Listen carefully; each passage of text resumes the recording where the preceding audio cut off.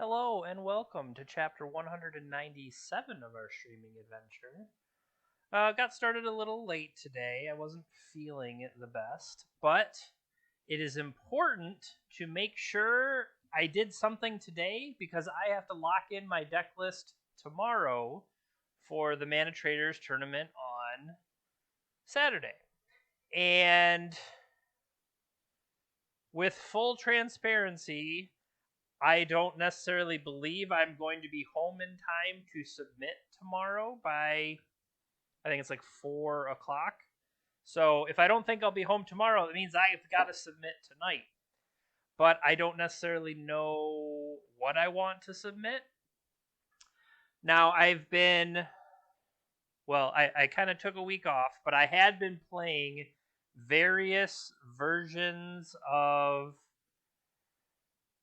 Stoneforge Mystic over the course of leading up to that showcase.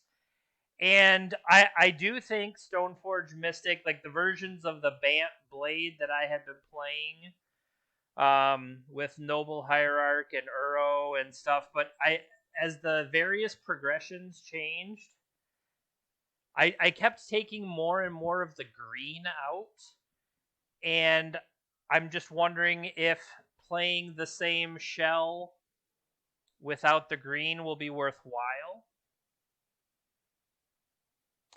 But I do like the acceleration from Noble Hierarch.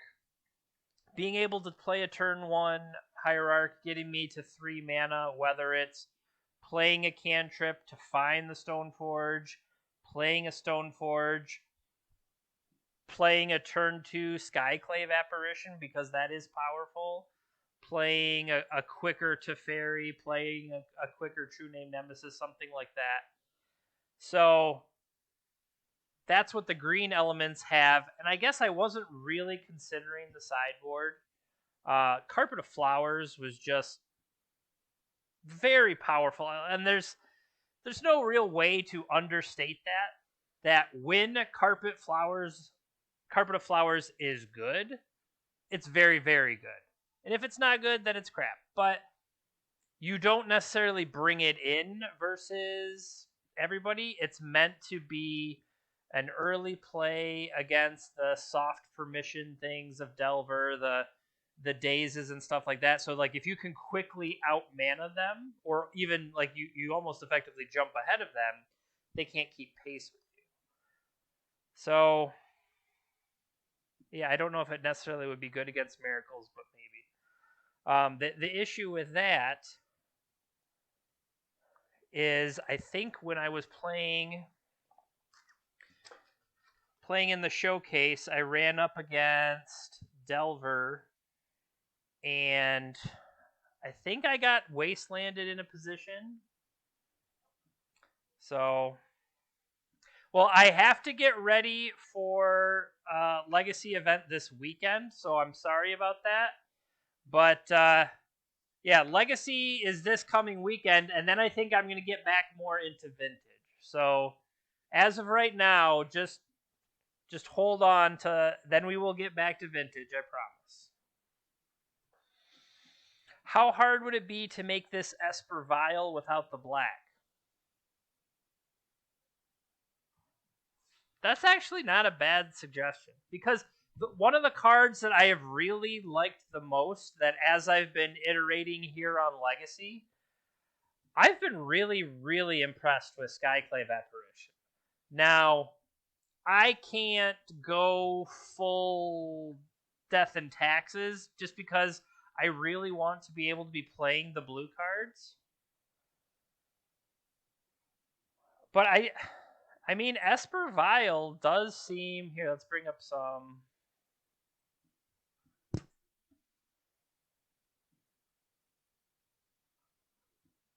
That's a good suggestion on me.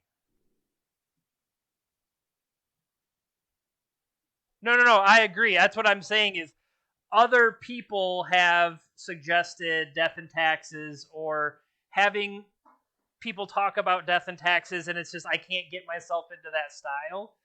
But I feel like Esper Vial is going Espervile is like meeting Blue Death and Taxes like halfway, kind of.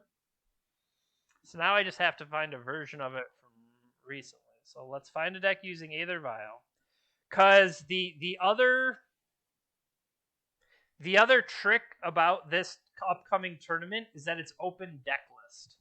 And that was something that made me want to play all these meddling mages. That if I know you're a combo deck and I can play a proactive meddling mage, I just think that's going to be sweet. So, all right, I need a deck that has Aether Vial. It's just called Esper Vial. What would be a card that's going to have meddling mage?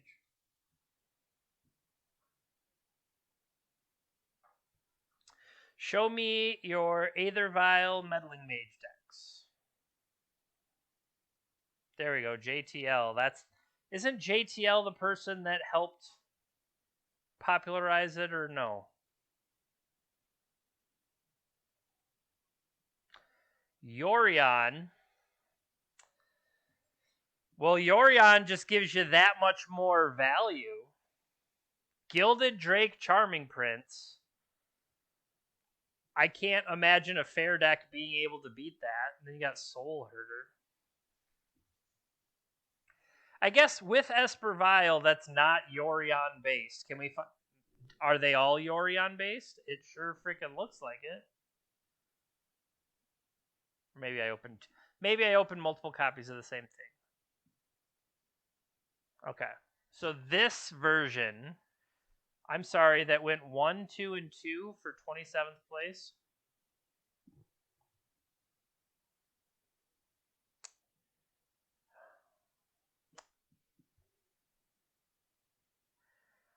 I mean, it does.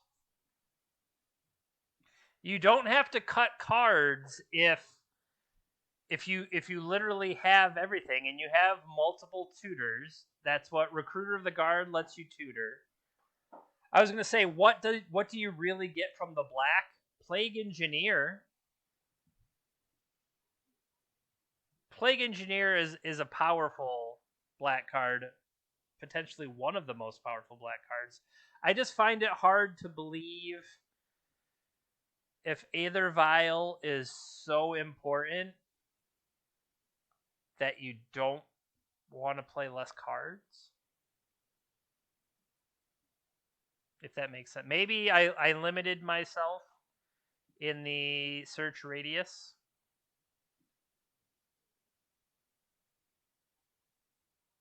So here, I went through about here.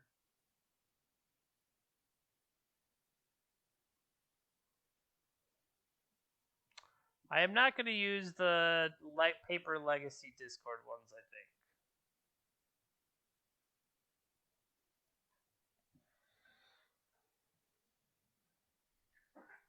All right, so here is a 6-3 in the Super Qualifier.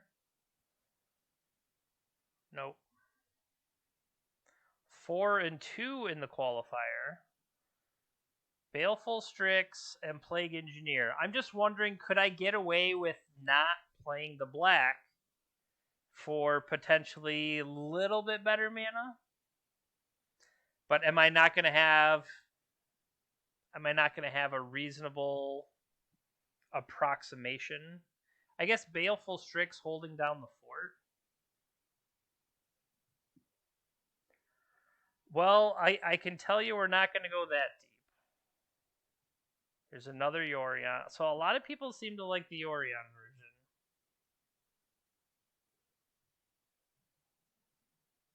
A lot of people seem to like the Yorion version. That last one was Kara's. Supervile. Okay. Another Yorion. Opposition Agent and Plague Engineer joining Baleful Strix here with a 5-0. Then again, it was more than a month ago almost. I mean, I like the idea of Baron doing shenanigans.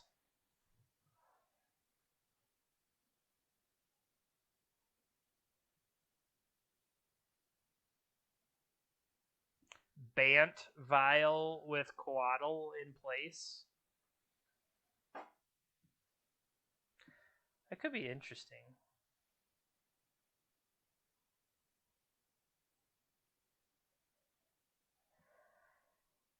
I just don't know if I necessarily like this idea of 400 cards in it. I kind of want the more compact.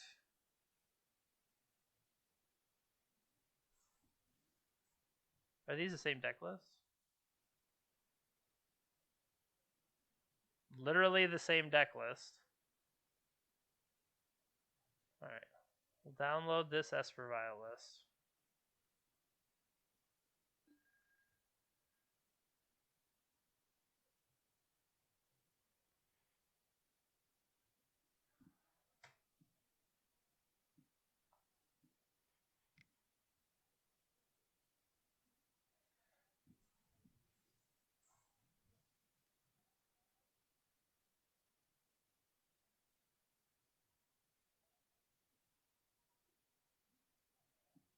So that, these.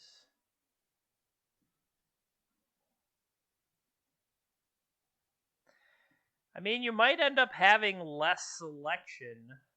So I was talking about wanting to have Brainstorm and Ponder for the purposes of blue selection. You miss out on that to a degree here.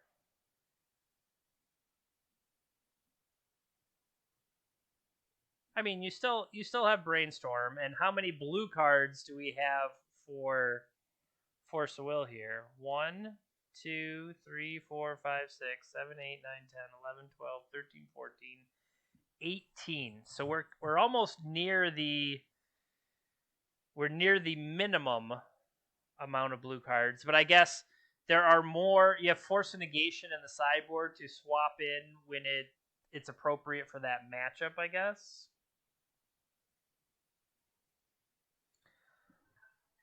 Let's look at a Yorion version.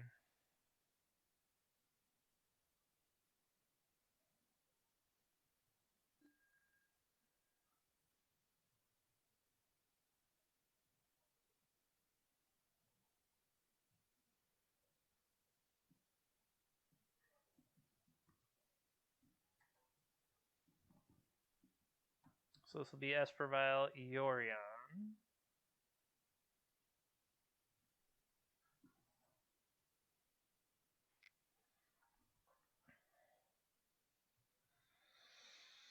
All right. So lots more, I guess theoretically, lots more blue cards for Force of Will, but that's what happens when you play 20 extra cards. You end up getting. Okay, you don't have the Gilded Drake shenanigans in the main, but you're allowed to do that once you have 300 more cards. It's more of a toolbox version, I guess. You get to search for a creature with toughness 2 or less, revealing it and putting it in your hand. So, like, what is this supposed to be? If it enters the battlefield, draw a card. If it entered from your library or was cast from your library, why would you play this card? So we can go ahead and very quickly cut that out and add an apparition.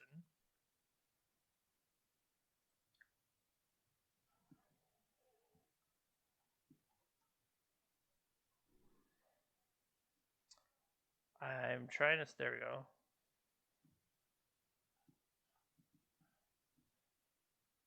Okay. So another Skyclave. Thibblethip is dead. So Charming Prince is here to trigger a lot of your come into play effects. Now, Tidehowl Sculler has the ability to come in like a poor man's Thought Not Seer, steal a card, and sitting away. We have Caracas in here. We have Caracas to do legendary shenanigans with Venser. Baron. You would have to have the blink set up to do Tide Hollow in and blink it to exile the card forever. I just don't. Baron is bugged. Bugged how? It's Magic Online. You kind of have to expect that the cards are bugged. When enters the battlefield, return up to one target or creature or planeswalker to its owner's hand. At the beginning of your end step, if a permanent was put into your own hand, draw a card. It doesn't draw a card. Well, that's delightful.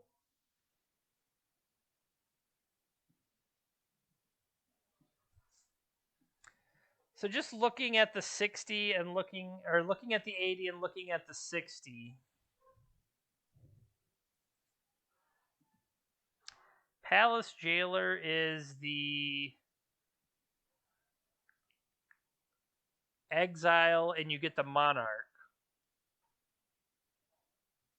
Do I particularly need to be the Monarch here, or wouldn't I rather just have more Skyclave apparitions?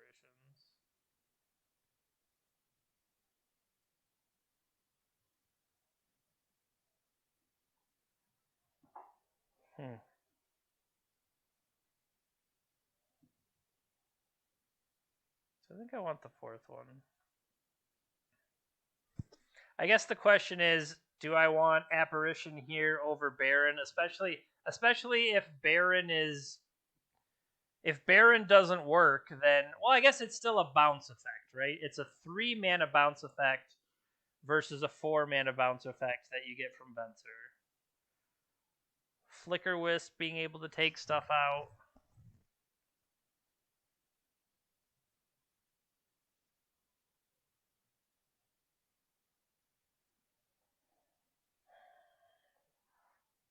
I guess I'm just not sold on the black still. So, okay, theoretically, if we took the black cards out,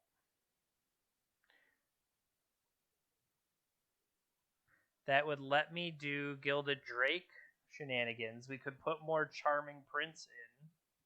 Charming Prince being the blink my own stuff.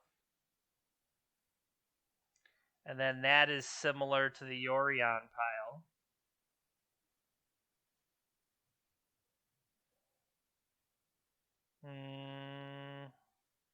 So we already have the recruiters. The big version doesn't play Flicker Wisp, which is interesting.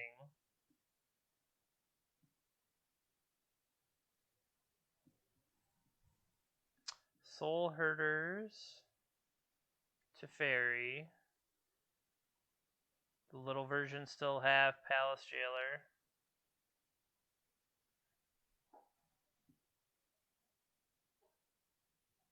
So Underground, Swamp, Scrubland.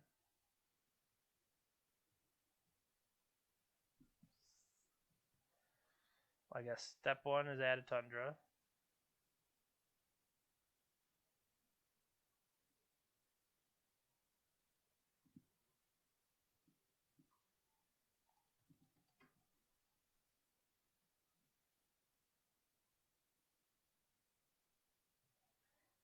Yes, I believe technically you are allowed to do that.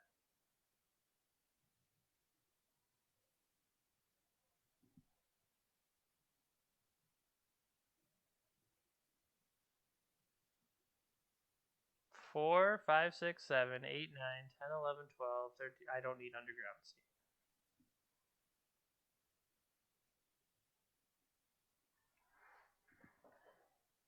Probably add another fetch.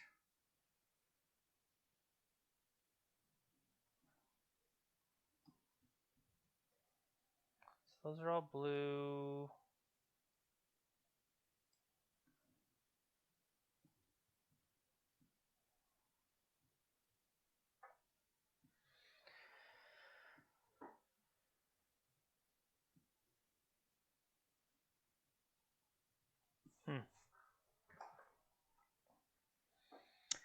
See, like, while this is interesting and you're going to have the value of playing all that stuff, I do just wonder if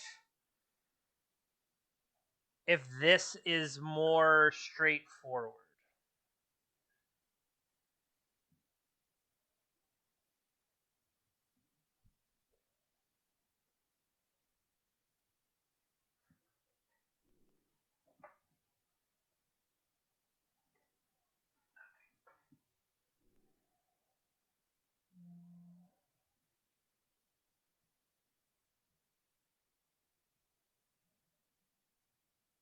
Can I just...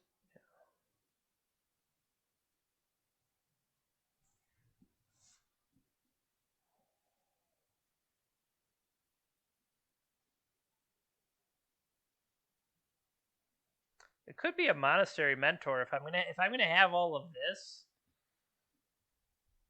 That could be a monastery mentor, theoretically.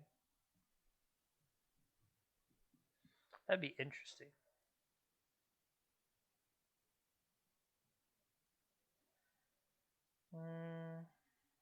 Verdict. Rest in Peace is probably just flat out better than Relic of Progenitus here. Relic of Progenitus was meant to kind of control a graveyard for them, especially against Uro or whatever, but Rest in Peace overall feels like it might be better as a way to just, well, I have multiple.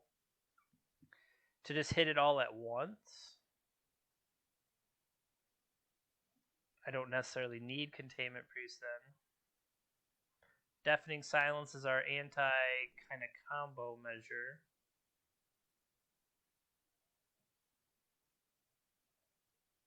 I do wonder if I'm better off with another one of those. I mean, that just seems, the more I go down the Deafening Silence, the less this helps me out.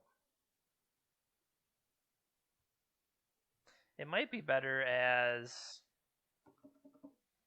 Mindbreak Trap.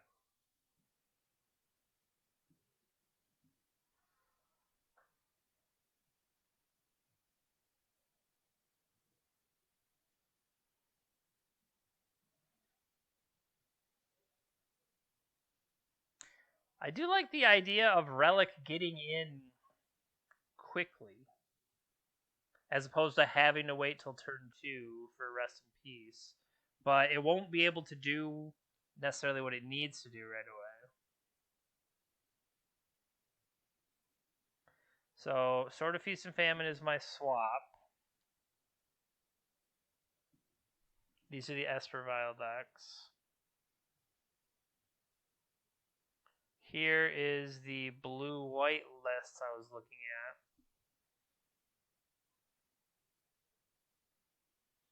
at. I mean, that makes sense.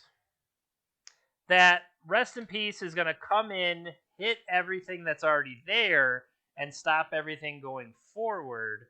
Relic is like you put it in there and you kind of whittle it. I feel like Relic is maybe more set up if I also want to do my own Uro stuff, do my own whatever. Rest in Peace is like everybody out of the pool.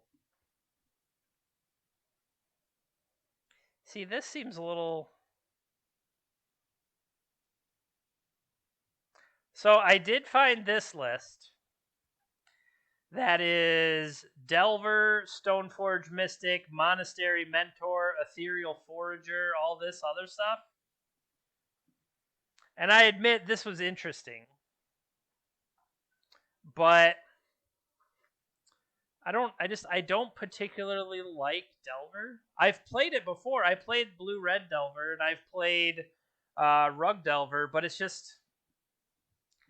I don't know. There's something about it. I can't get myself to like it, and I don't know what that is. I don't know what that mental block. That why wouldn't I just play? It's one of those. Why don't you just play the best deck? Well, we don't do that. You kidding me?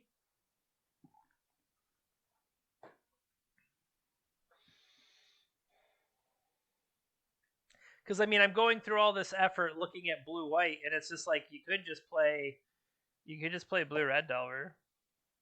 You could play the Rug Delver that splashes the green for Klothys and Sylvan Library stuff. I mean, this deck exists. This deck does well repeatedly. But I tell myself that that's not how I want to approach it. You know?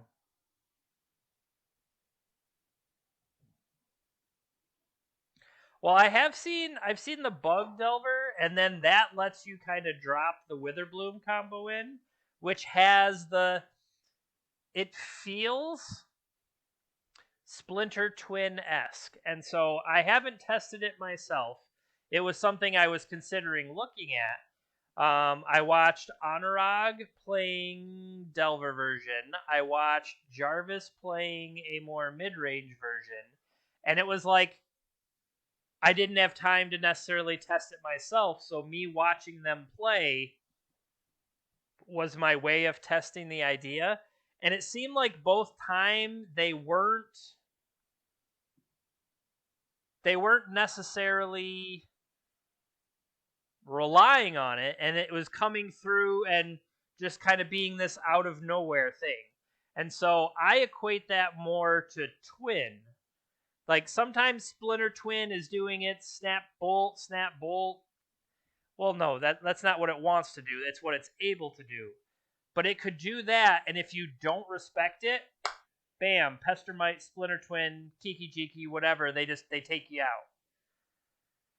I feel like that's different than when Breach was on the rise, because Breach was just, it was so good, it didn't even care what you thought. It like, oh, you thought you could stop me? You fool, you're dead. And so I was thinking to myself, I don't want to miss out if this is Breach, but I don't think it's Breach as much as it is Splinter Twin. Now, Splinter Twin's still good, don't get me wrong, but I think if, especially like I keep going back to this, that we're going to have these open deck lists, I kind of feel like the open deck list is more, it's going to be more advantageous if I'm proactive. And I say that, and I'm sitting here with a reactive deck. So maybe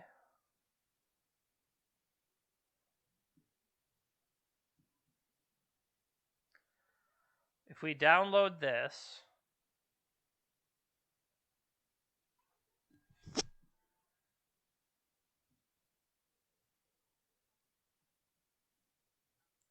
if we download Blue-White Delver,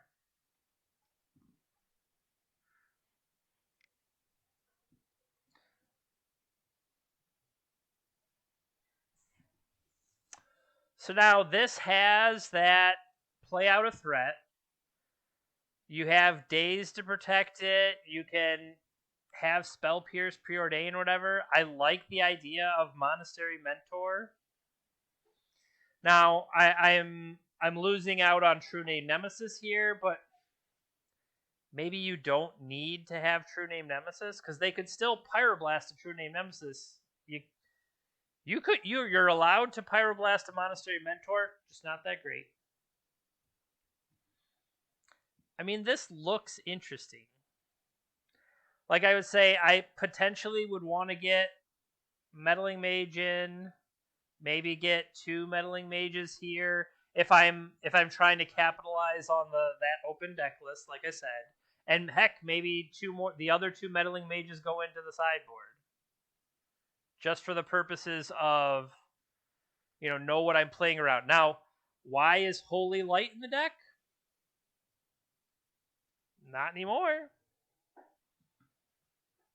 But then now, see here, you're playing a threat, and you're pushing it on them while still being able... Now, Swords to Plowshares in your aggressive deck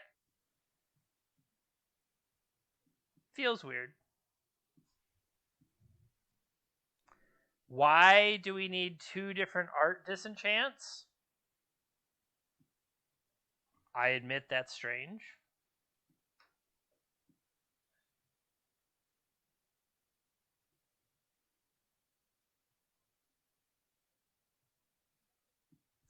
Path instead of swords is interesting. The fact that they might not be able to take advantage of it at all, right? Or like you said, I don't want to necessarily give them the life, but it does feel like most decks have at least one basic to capitalize on that. So how did I get 61 cards? Because I moved 1 days out and put a Meddling Mage in. Okay. Let's try Spell Pierce. I don't think Court of Grace is the right thing, but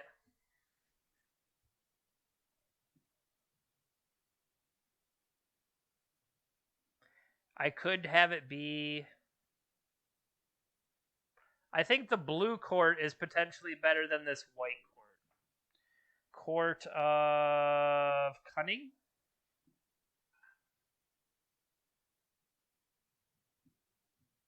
The white court just, I feel like it costs too much. Now, that's another one. Like, what's Engineered Explosives coming in against? Engineered Explosives to blow up a Chalice on 1, I guess. Theoretically. Then you still have Surgicals, Grafdigger Cages. You don't have Rest in Peace here. You don't have Rest in Peace because you're hoping to capitalize on Ethereal Forger? I don't know about that.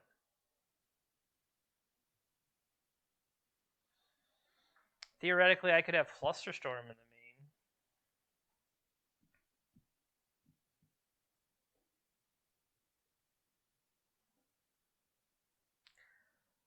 Let's...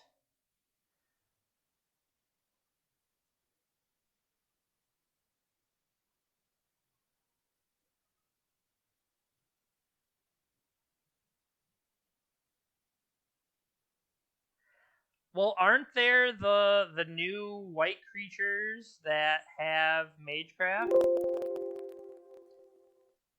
I just can't necessarily think of any of them right now. But they're like, the Magecraft creatures are a lot smaller. It's like the 1-drop, stuff like that. I just don't know if that's the path I would want to pursue.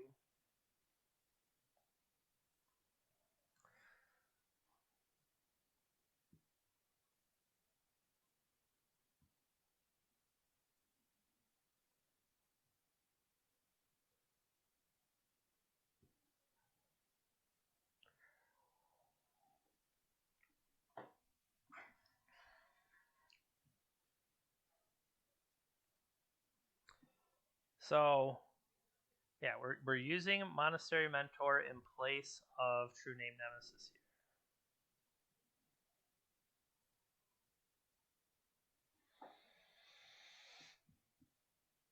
I could definitely see that, like having... I think I would, in that case, it would need to be a Magecraft trigger more like the Witherbloom guy to take advantage of it, not necessarily giving my guy +1/+1 until end of turn. It doesn't seem like it's going to hit the same. A counter, maybe, but all right, what's wrong? Is there anybody willing to play for fun?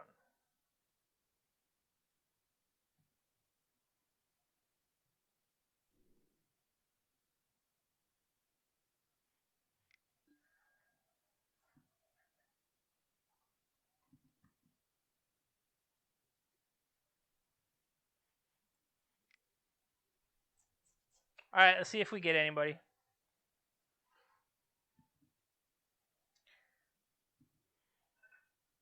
Did I get anybody? No.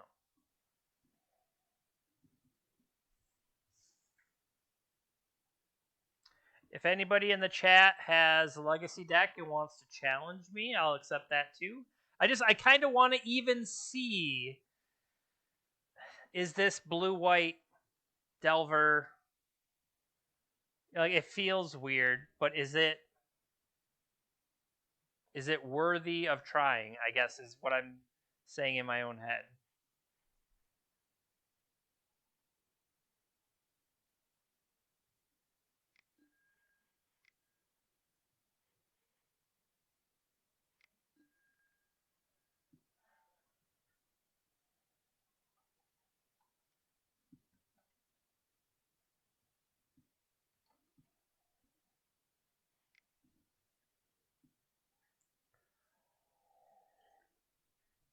These are the kind of things that I talk myself into.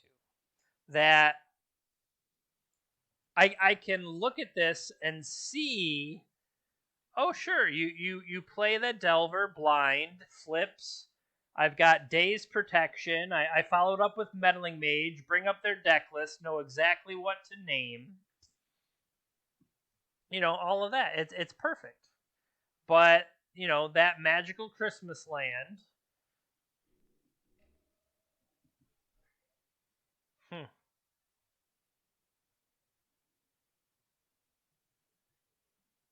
I'm sure it would be.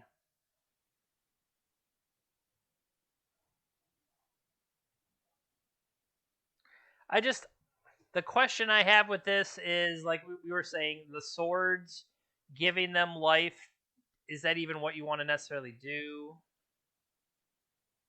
Path being interesting, but there's going to be a lot of things.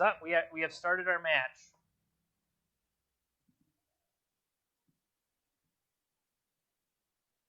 Oh, well, I guess we'll test it out. Keep. What do you have, opponent?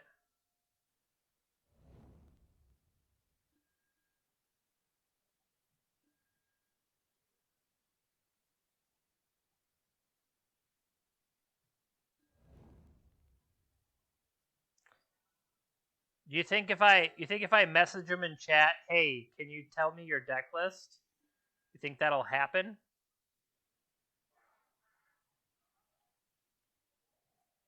It's worth a shot, right?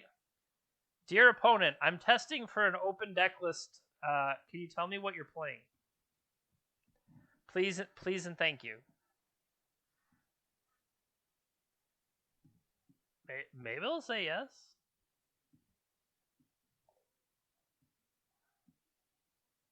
I doubt it.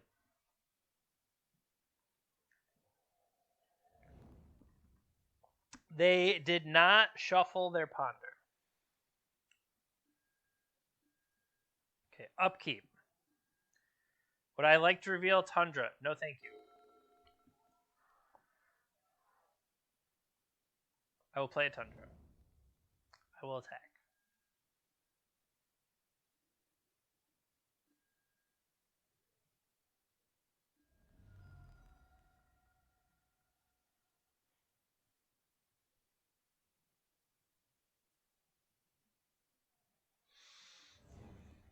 Alternatively,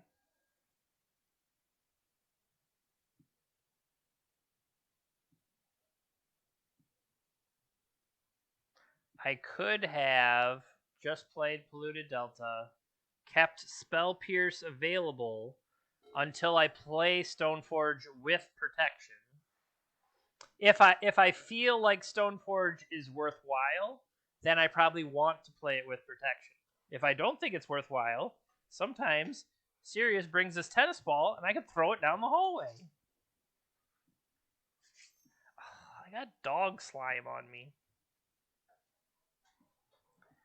You're a slimy dog. Did you bring it back? Well, you got to give me the tennis ball if I'm going to throw it. Lily, you don't even have the tennis ball. Give it here. Dude. Whatever. Go lay on the floor. Okay. Mishra's Bauble, so I would say we now know that they are miracles. And they've set themselves up with Brainstorm and the Bauble draw, right? They're going to try to Terminus me, so at least we have Spell Pierce here,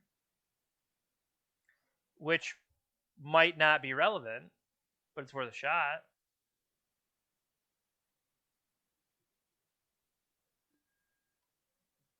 Okay. So they'll get their trigger. It is Terminus. Spoilers. So the question is, it doesn't do me any good to put Batterskull in play, obviously.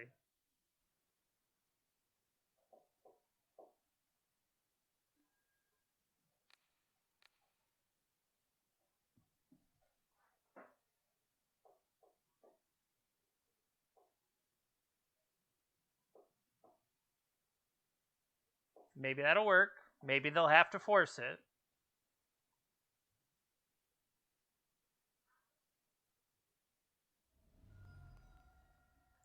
All right, force going to resolve.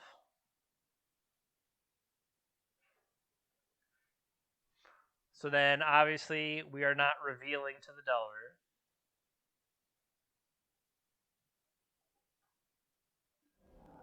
Force pitching Jace the Mind Sculptor.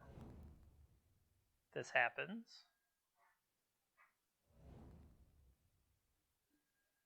I do not want to reveal Brainstorm. So the question becomes, they have 3 cards over there. Do I punish it?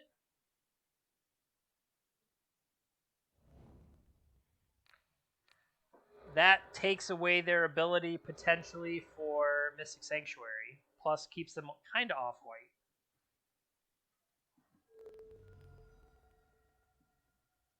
I have 4 Wastelands.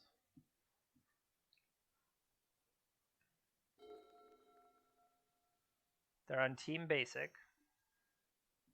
Sure.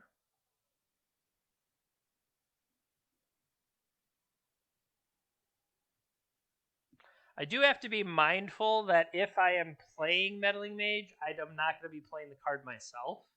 So in this, I don't necessarily want Swords to Plowshares against them, but I would like to turn their Swords of Plowshares off against me.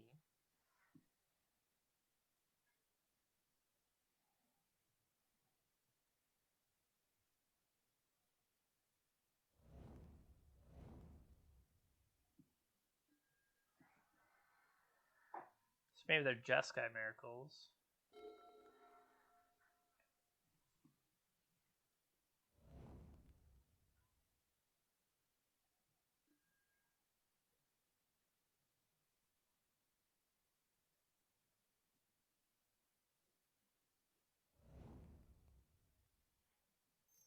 Wrong.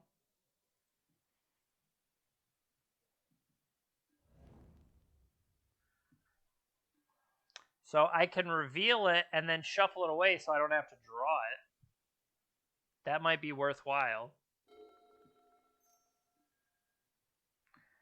That's like Brainstorm number 3.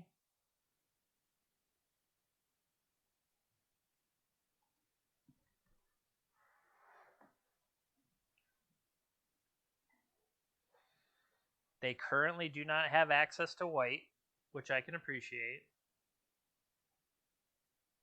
How many Tundras do I have? 3 Tundras.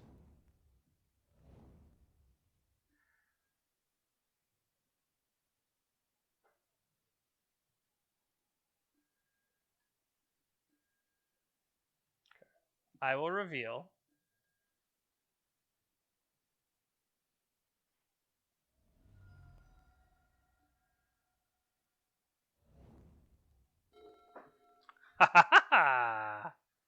Okay. Maybe I should have kept one of them with the Batterskull.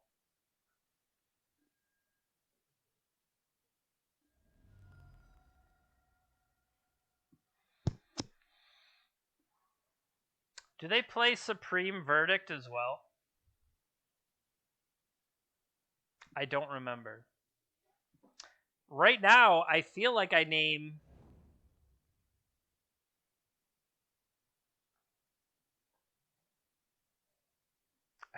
Swords of Plowshares.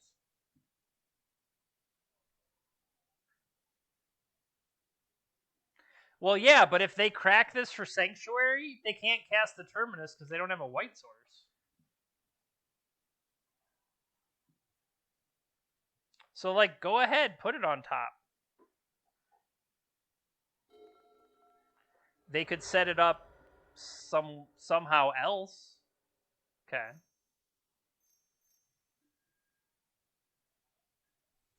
That's what I was gonna do.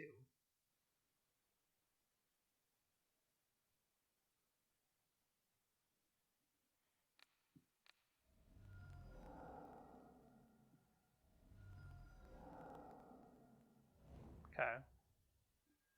So now that means I can swords their guy. And they had a bauble. Fair enough.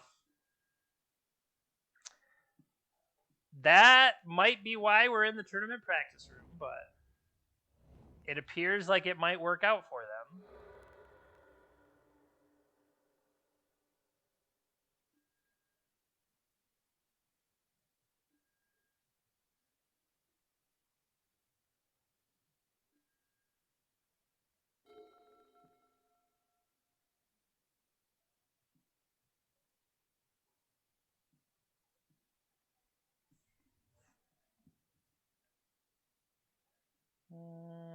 I do not have a Mystic Sanctuary myself. So the question will be, if I attack here, can they pump?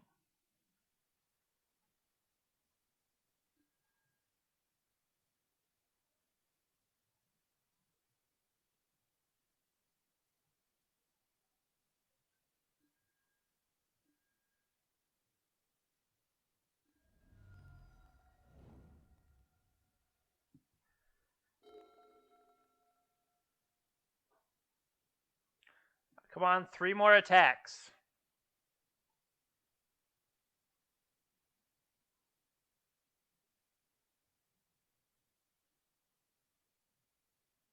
Theoretically, I could have cast Mentor this turn with the intent to play Batterskull and get a trigger.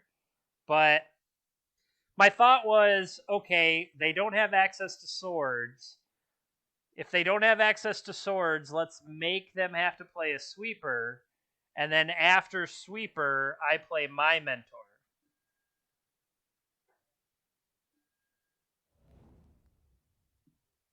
Did they hit what they were supposed to hit?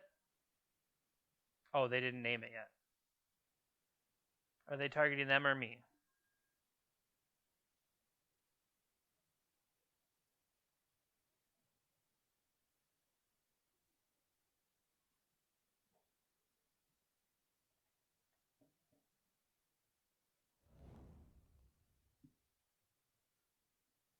Named Swords to Plowshare, milled a Mystic Sanctuary. I like it.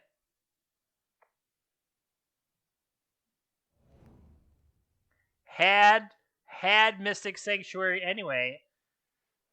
What are you going to get? Brainstorm. Can you draw into that Brainstorm? Get your prowess on here.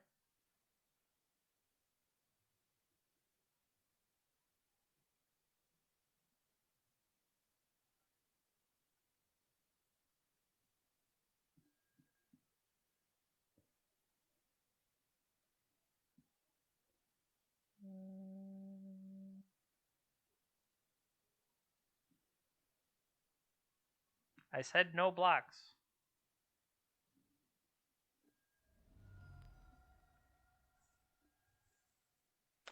I mean, that's a good one.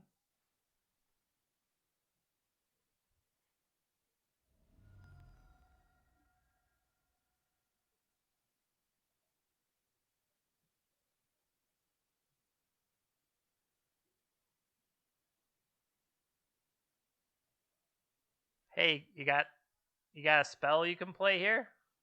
I know you got Brainstorm on top. Do they have Brazen Borrower? Because F you.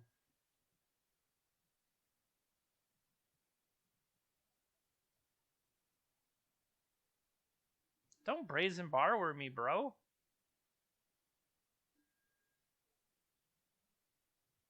If they have, I would say, if they have Brazen Borrower along with all the other nonsense in their deck, that's gonna be pretty annoying. And apparently, I didn't get a chance to kill Monastery Mentor there. I guess I could just wait for them to try to brainstorm that I know they have. I have a stop set at the end of my own turn. Or no. That is the end of their turn. Yeah, that's what we're going to do is we'll just pump for the kill. So brainstorm 1, 2, 3, 4 plus 3, 7. They need what? 3 spells off this? 2, 4, 5, 6, 7. They need 3 additional spells. And they're going to draw 3, put back 2. So it's just, they would have to draw into the next, draw into the next. And hopefully, since they decided to attack, they could draw Mishra's Baubles or something and not be able to play.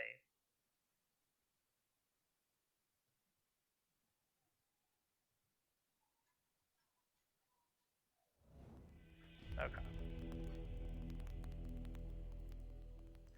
I thought I had these stops set up, but... Did you bring me back the ball? Tennis ball, go! Okay. So...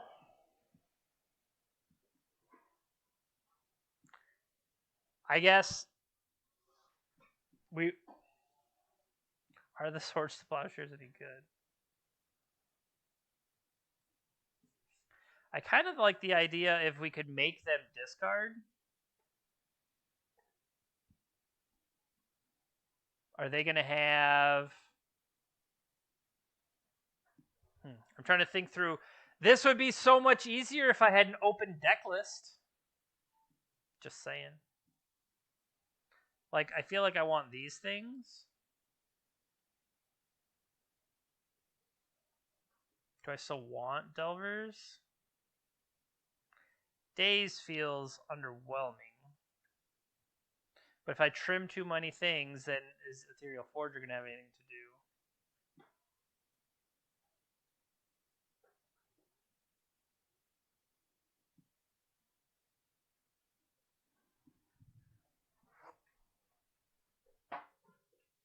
Go get it.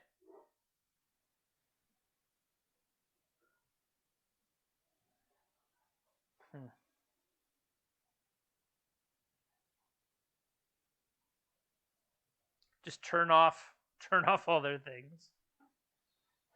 Turn off Sword, turn off Wrath, turn off Terminus.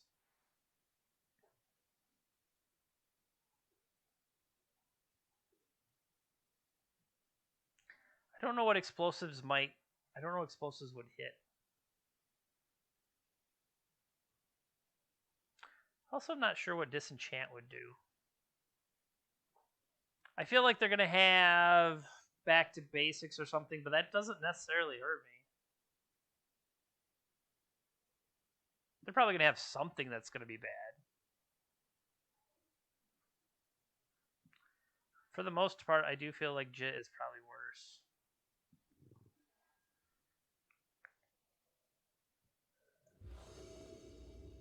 Ugh. Sorry, I'm not feeling the greatest today.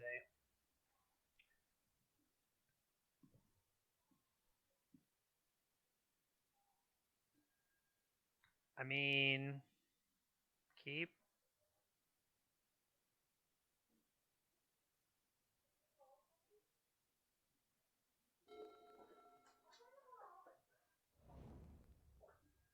Strand for them.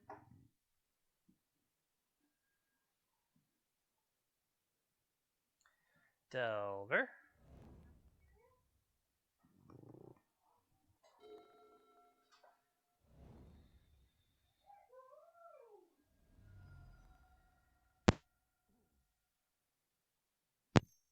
Basic, Plains, Swords, Plowshares. I'll allow it.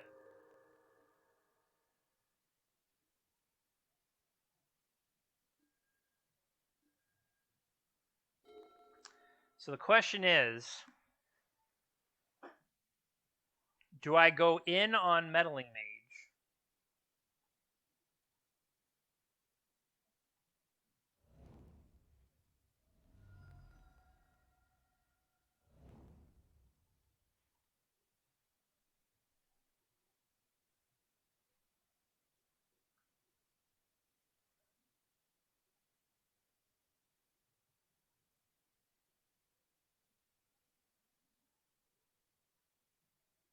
What do I think is the worst thing for me here? I don't know if it's the worst thing for me, but if I'm allowed to choose, I'm going to choose Brainstorm because I think that's the thing that gets them out of it. And I don't currently have one. That's my thought. I'm extrapolating their deck list a little bit here. Right?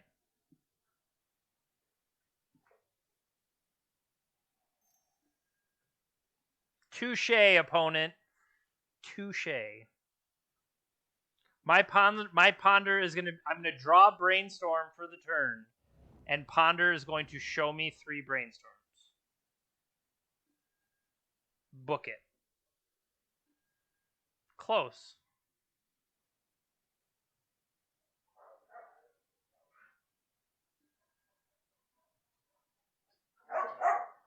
Yes, Lily, we hear you. Did I just yield my turn?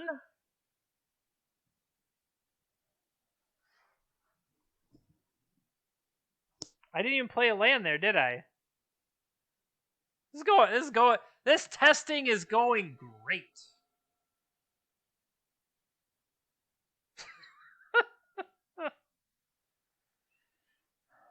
I meant to hit the F1 button, and I think I hit the F2 button, which yields through the rest of my turn. Or yields to the next time my opponent has something to do. See, I got to be careful about that. I put all these stops, but what does it matter if you just pass right through them?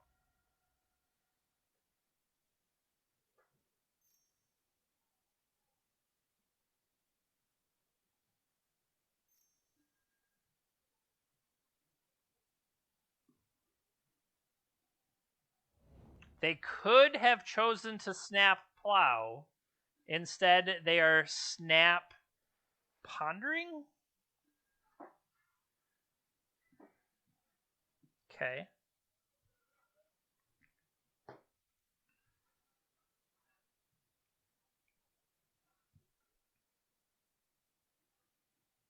So Snapcaster Mage. What is the monks? Monastery Mentor in there. I guess it's not crazy to have.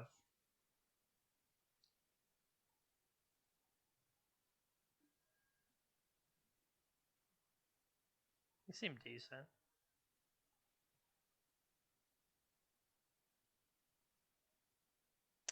Am I going to cast a Stoneforge Mystic here?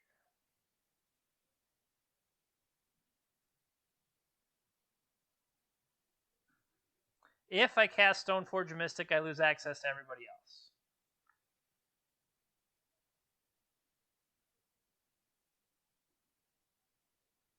What did their ponder do? They shuffled their ponder. See, I don't think I need Brazen Borrower here.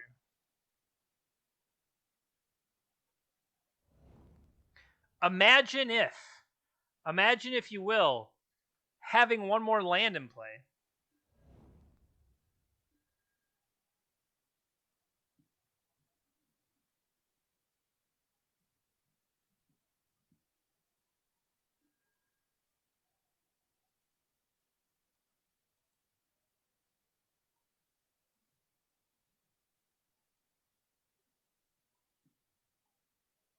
No attacks.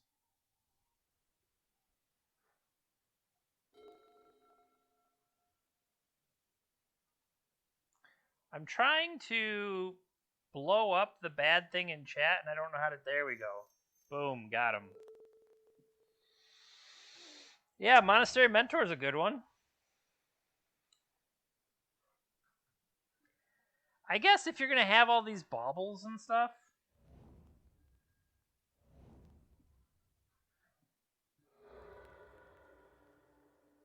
Targeting me. Maybe I should have the baubles if I'm playing Meddling Mage. You ever think about that?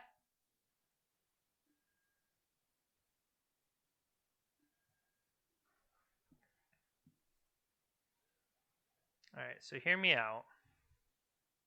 I drop this equip, it's 4. I send it over. They have to double block. They have to block the whole team. No.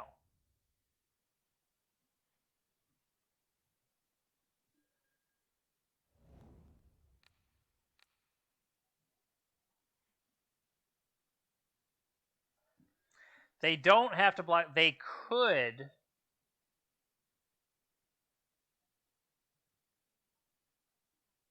They would have to block with multiple things to take it out and actually kill it. They could just chump here.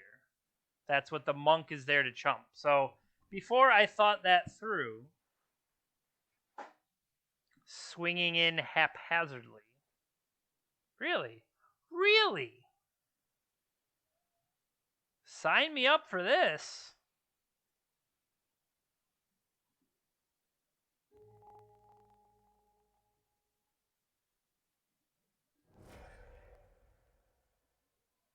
Okay. So now that, what did I unlock for them? We unlocked Brainstorm. Maybe they were holding 7 Brainstorms.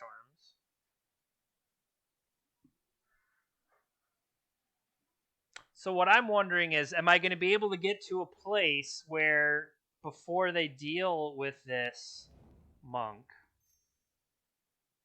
sorry, not monk, they have the monk. All right, Stoneforge has been dealt with.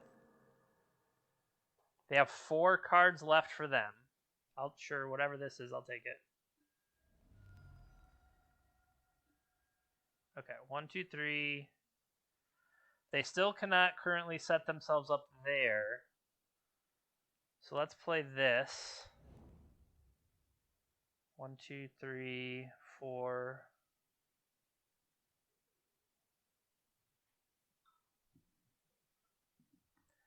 I would like to play a Monastery Mentor.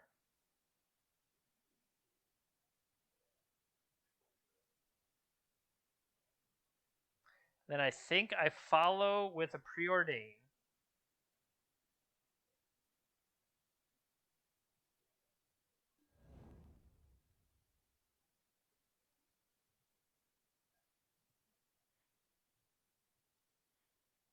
Always yield.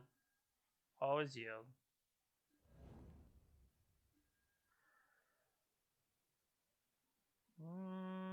Not right now. Bottom. Bottom. Okay.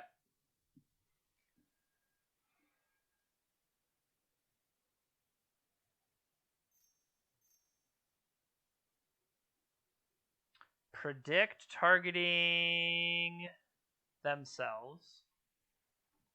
Well, I guess if I take over the monarchy, I just don't want them to somehow plink in for 1 and then wrath, and then now I've handed the monarchy to them, or they play like a Snapcaster Mage or something.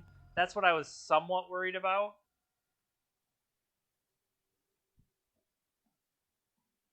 I could foresee it going poorly, I guess. That's all. They predicted Tundra, got Tundra. How lucky.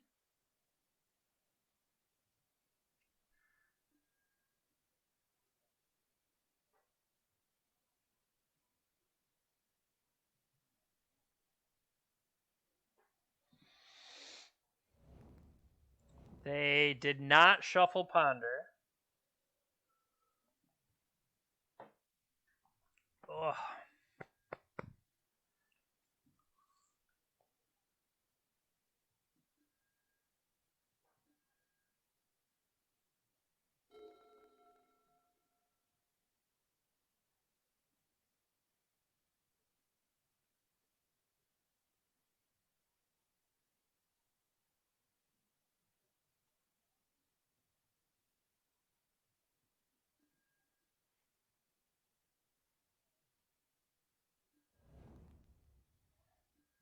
They have 5. I don't particularly want these cards. I want this card.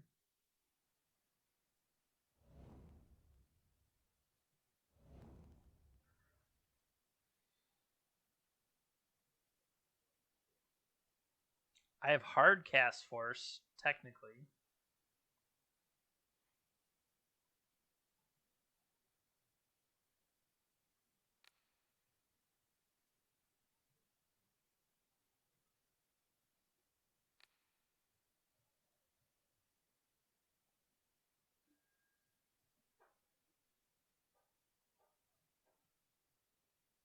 Already played a land. They would have to have 1, 2, 3.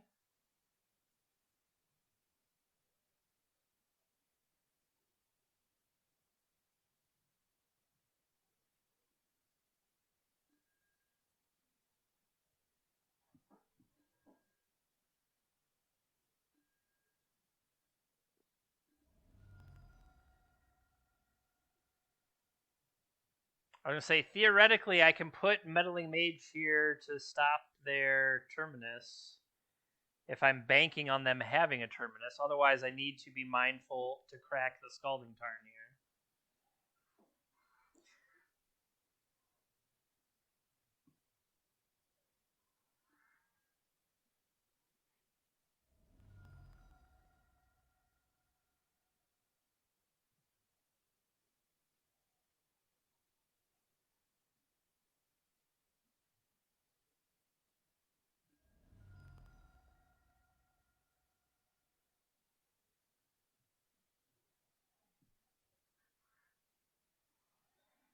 So play 1. I'll play 2. They potentially play a 3rd.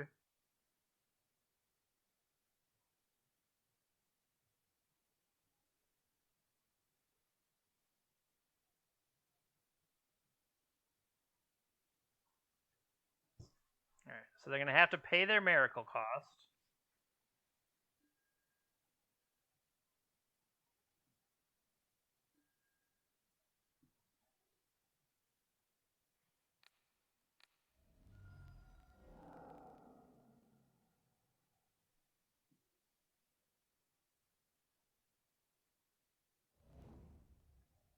The question is, do they...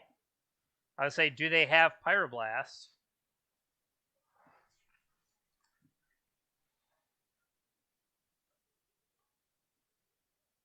They could be digging for Pyroblast.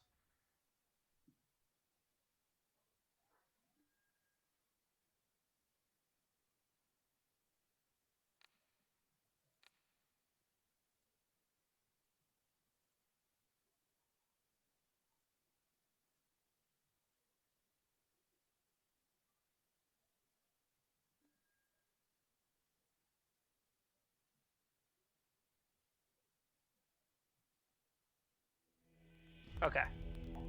So that was enough.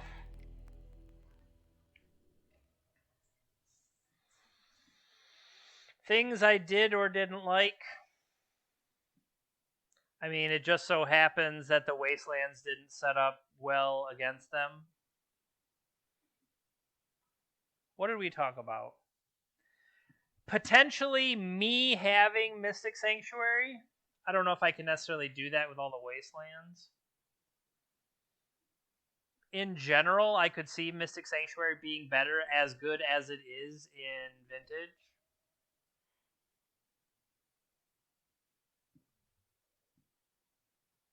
Let's try to play against Motown 4, see if they're up for it. Okay.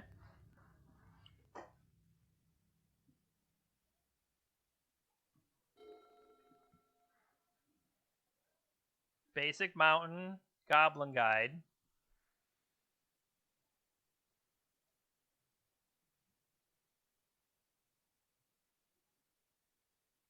Like, am I willing to let them draw the cards?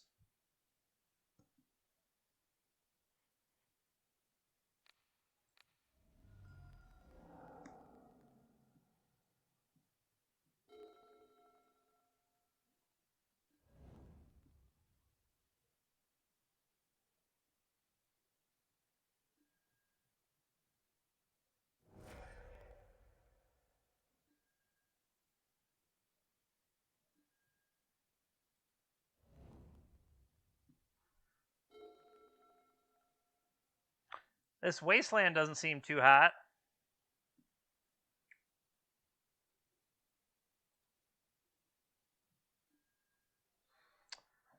Wow.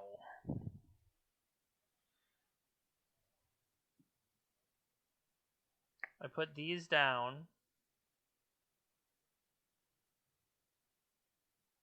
I put Wasteland Days down.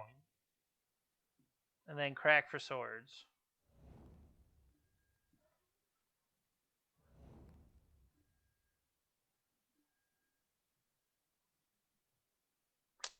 What was the other one I put down? Did I put Days down or did I put Wasteland down?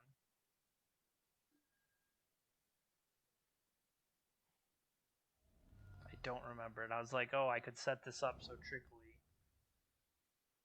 Just bite it.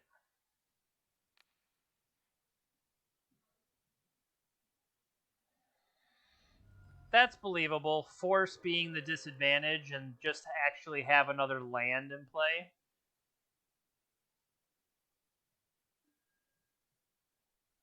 Alright, so by that token, I could see putting that away. We're going to play a land. Brazen Borrower is likely less impressive.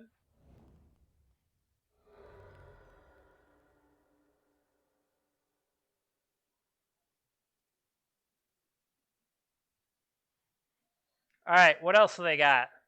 Lightning Bolt. We're going to name Fire Blast.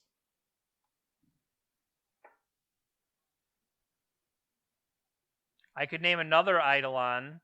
I could name Lava Spike. Name Fire Blast.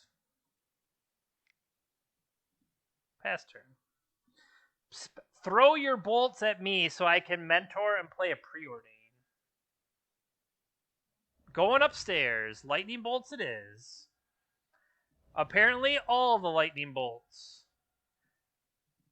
Excuse you? Chandra's Incinerator. I should have named that.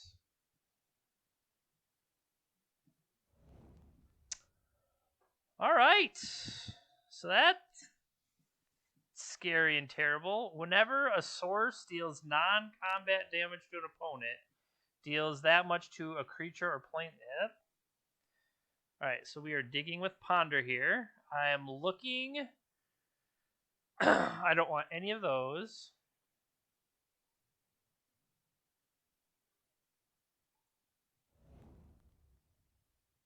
Umazawa's Jet, interesting. I thought they had already played a bolt. I couldn't play another one. So if they draw Lightning Bolt, they Lightning Bolt me. Chandra will remove the blocker. So I have to keep digging to Swords of Plowshares, and I've already played one. I think I have to.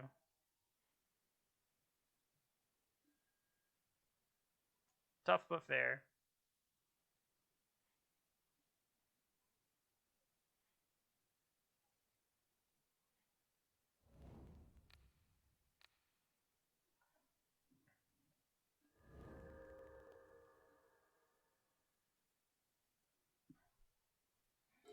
Had it the whole time.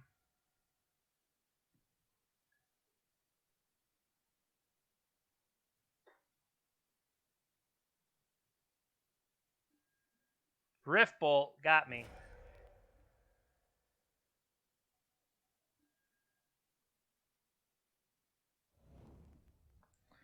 So I could just put Jit in play so that it's in play. And then if I draw a 3 mana, I can draw and equip the Mentor.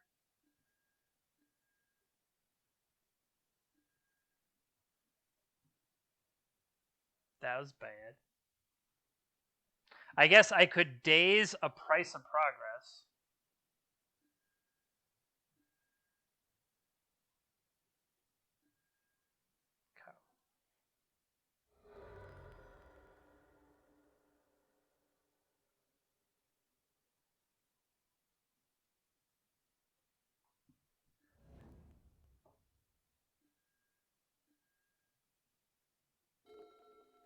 They didn't do anything end step there. Maybe they're building up. Pyrostatic Pillar.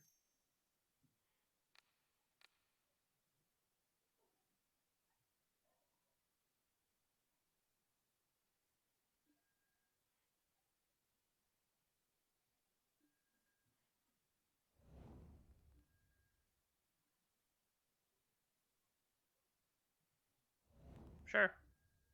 Resolves.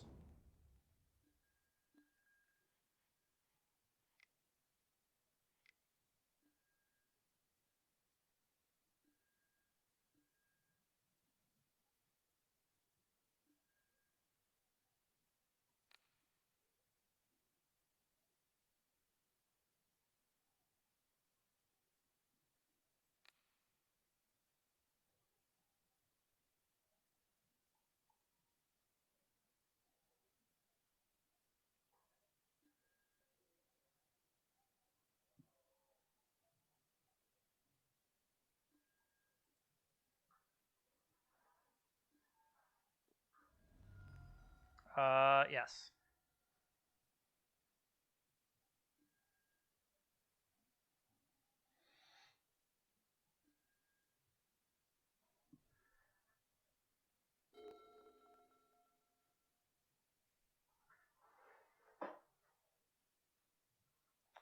Hard cast Rift Bolt on my Monastery Mentor. So this is probably why Jit should have been over here. Because I can only pump that.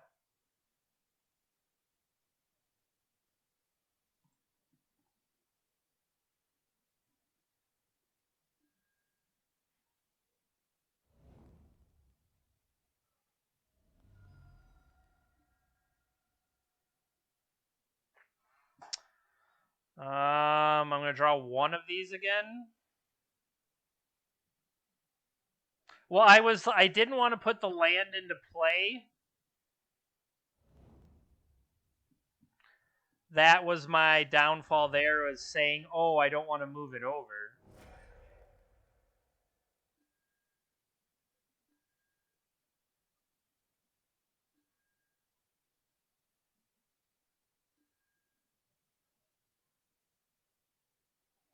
And that's fair. That would have probably just been a better use of everything.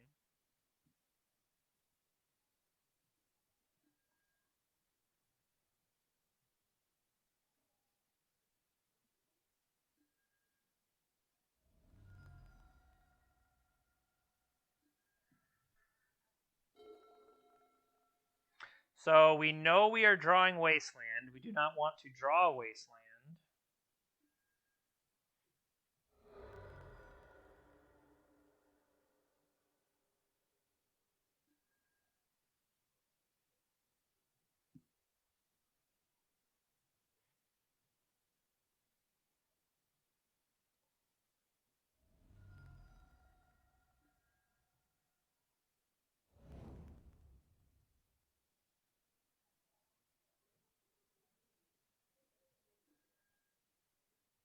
Okay.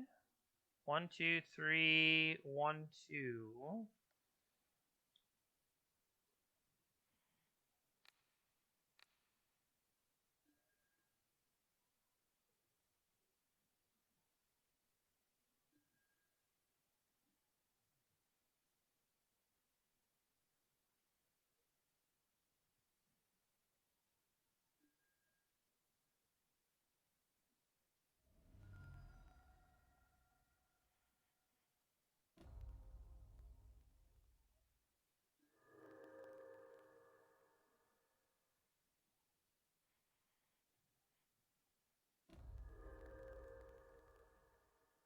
Mm.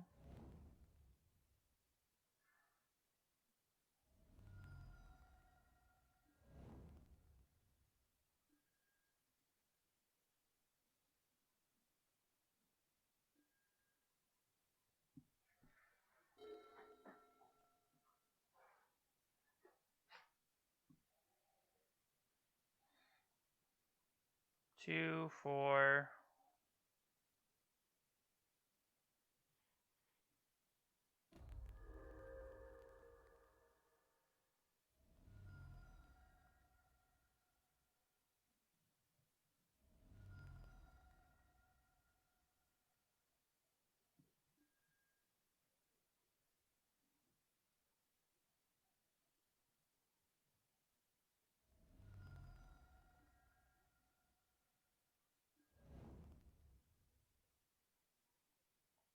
1, 2, 3, 4.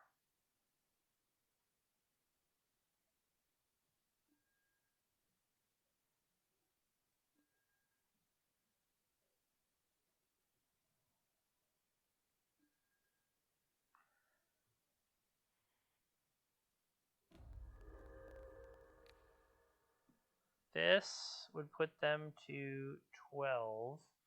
Would pump up this 2, 4, 5, 6, 7, 8, 9, 10, 11, 12.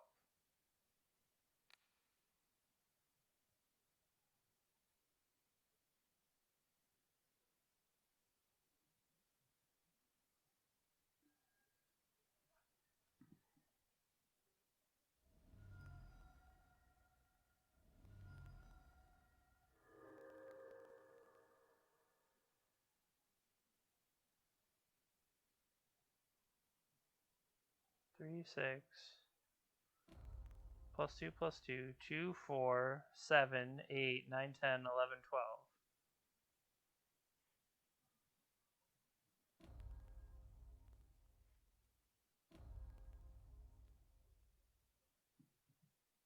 Sure, but they're dead.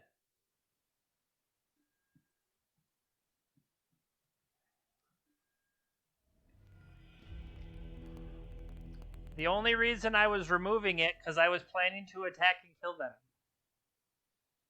That was my game plan there. All right, so while they do some things, it does feel like the negative advantage of the Force of Wills and Force Negation feels great. But why wait when I could kill now?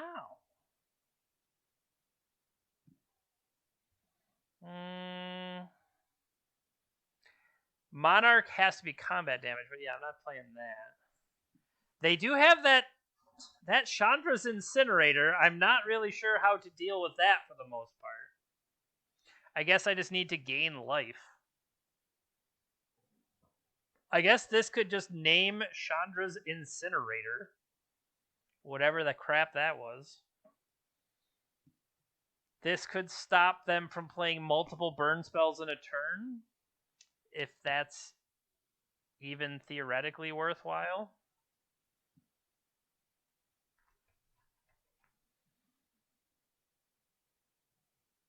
No.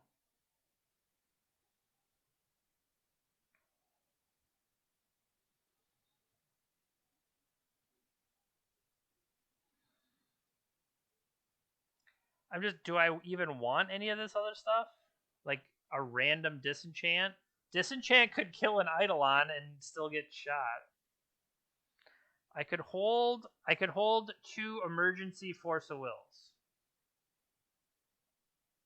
Theoretically, I could hold emergency Force of Wills.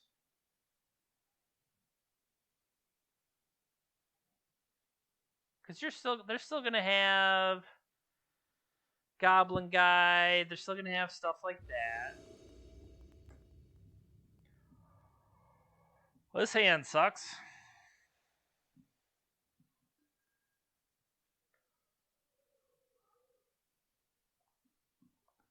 Keep.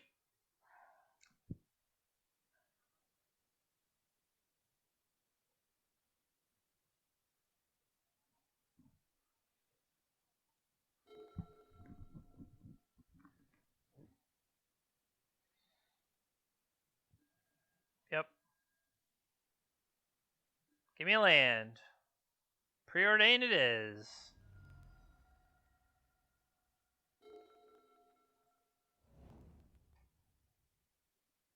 So the question is, do you swords them here?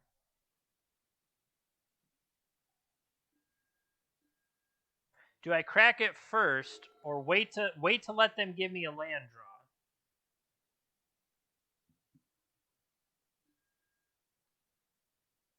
Okay.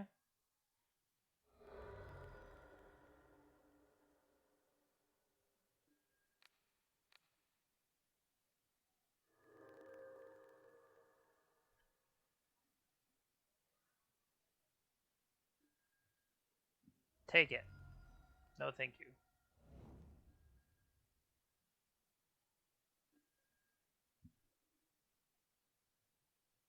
I did. I let him attack.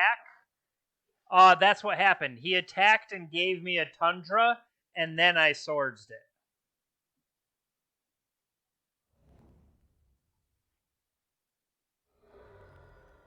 We made sure we saw what was coming after us. No problem.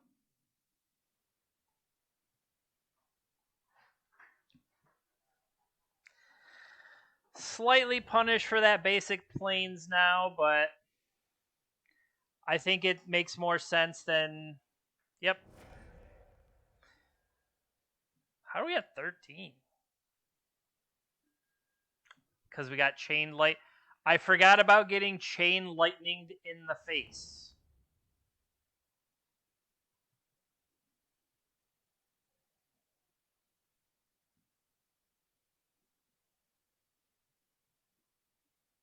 So we could use Preordain to set up Delver here, and I think that probably makes the most sense. So I'm going to go top, draw the big fat whale. So the plan is to reveal Ponder to Delver here, theoretically. Spike me? You got me.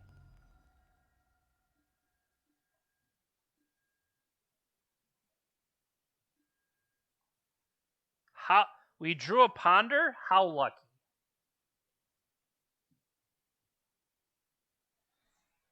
So now we can attack. We can forage for a swords and a Preordain.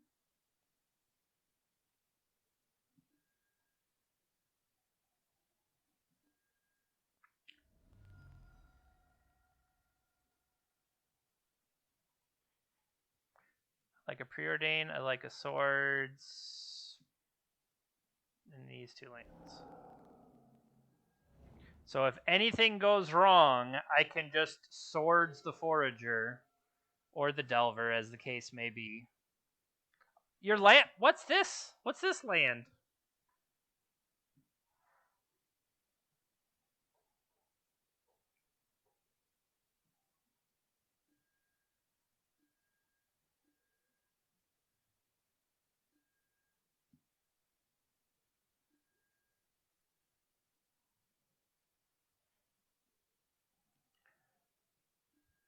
I would like this one back.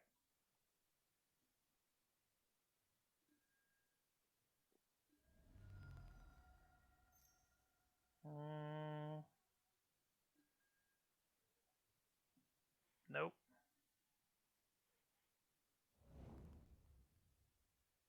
Pretty sure we put...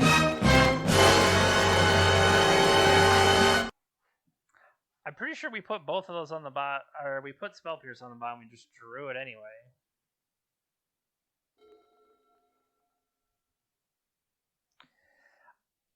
I kind of feel bad for our opponent, who flooded out in consecutive games. But I don't feel too bad. Nice.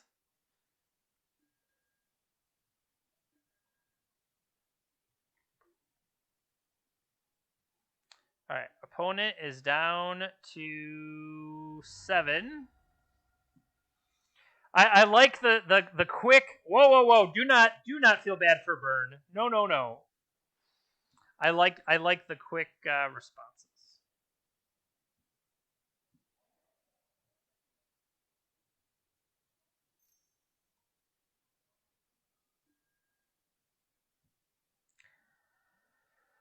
I don't.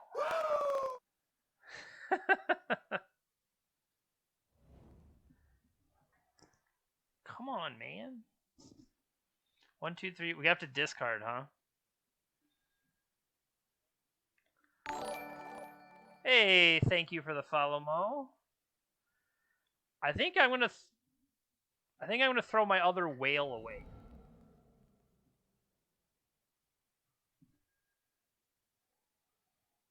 We have found a goblin guide. That is the start of all of their plans. It's coming in too. Draws me a land.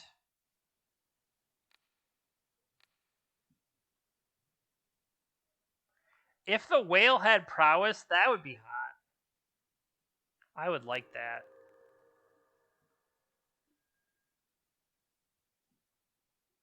Okay. I think we can finally allow ourselves to play. Well, let's attack.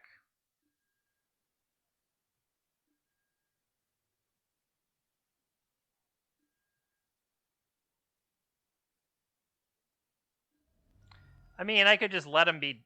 I could let him just be dead here. I don't need to play the mentor, Jeremy.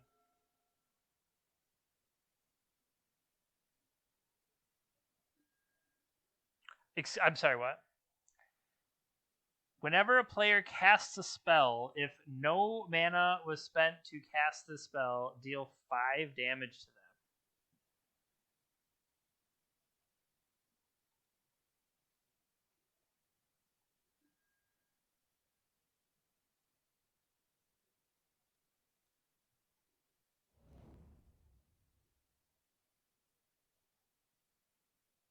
Resolves.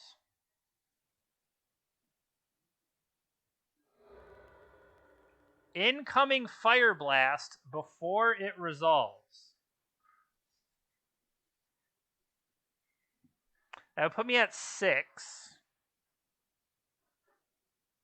Oh no! They're fire blasting the whale. Yeah, sure. This still can kill you. You know that, right? You could also let Roiling Vortex. Okay, they had the second fire blast. I probably shouldn't have put all of my threats on top. New plan. Let's draw them back. Hey, look, a Monastery Mentor and Stone Fortress. We're gonna put that away. They really don't have any lands left. Put that away. Owner of Swords, my own idiot.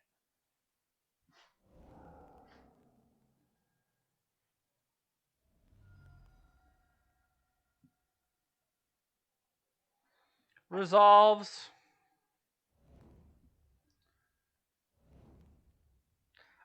Well, okay, they couldn't let Rolling Vortex resolve, or it would have just straight killed them.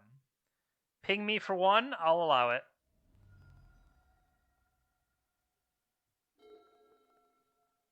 Still had all these.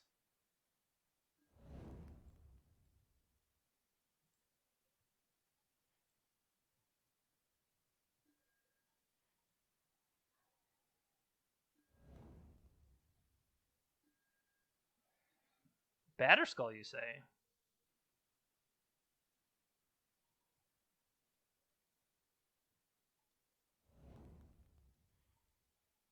Alright, so that should give me enough triggers and monks to do with as I will.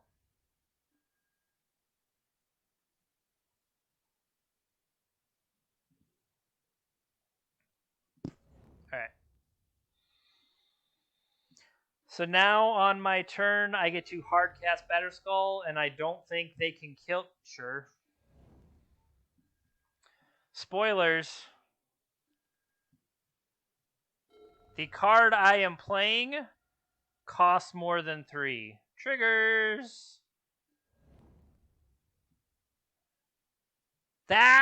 We could do that.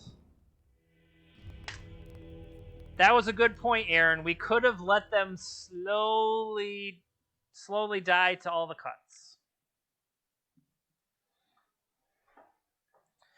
So we have established that this is a justice stream. But speaking of justice,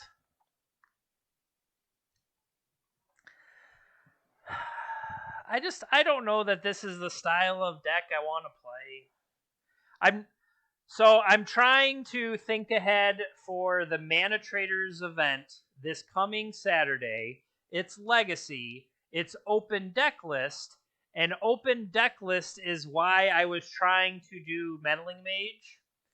So, Adam, my thought is I was trying to be even more proactive, and I thought that the blue-white version maybe wasn't proactive enough. Because, Delver, I'm going to play a threat, I'm going to try to do something, I'm going to keep trying to advance, whereas this version, I guess the other one doesn't have Skyclave Apparition, and this, not playing Skyclave Apparition alone, should have kicked it out of the pool. I really like Skyclave Apparition.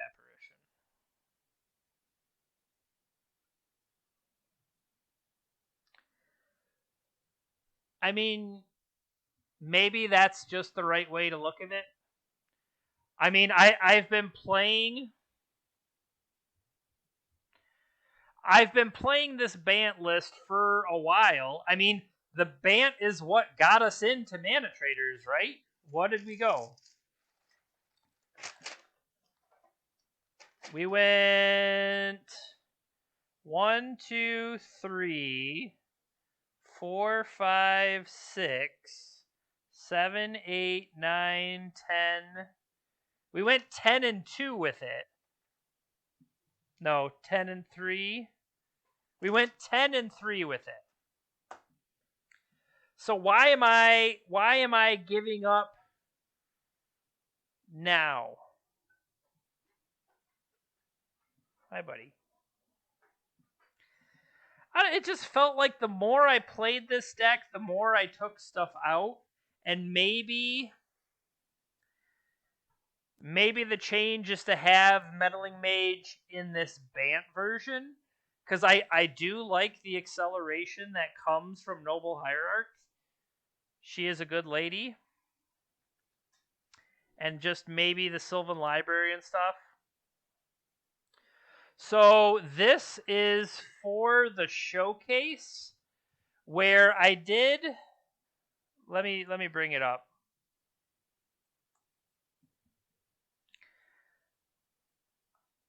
It was rooted in data, not me. That was the plan anyway.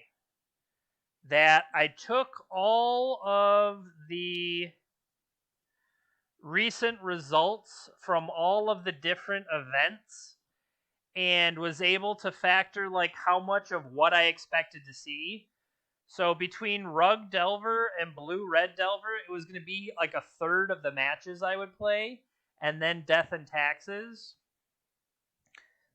Death and Taxes being the other one, and then Elves. So the bigger plan was, okay, with my sideboarding against the top matchups, what did I want to side in? And the cards that I was already siding in Supreme Verdict all the time.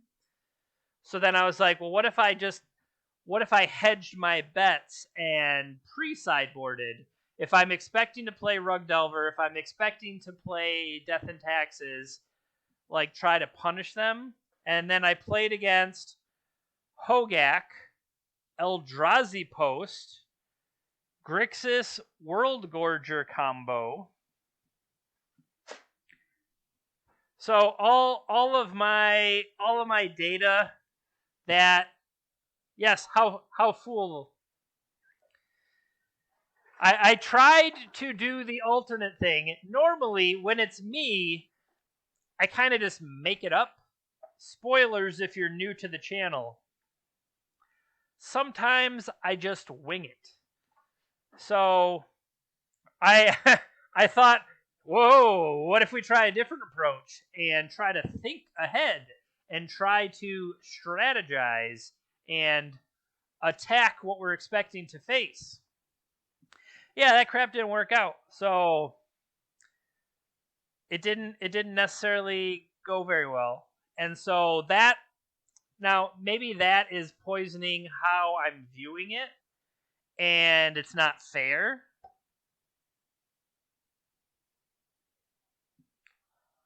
I don't know.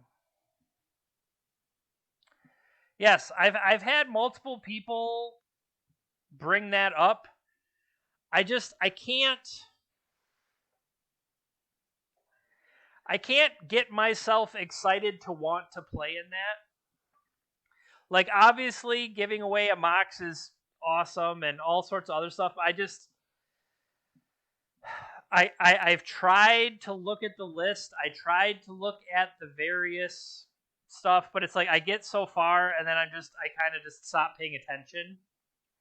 It's like, what is it? The Charlie Brown teacher, wah wah wah wah, and I'm gone.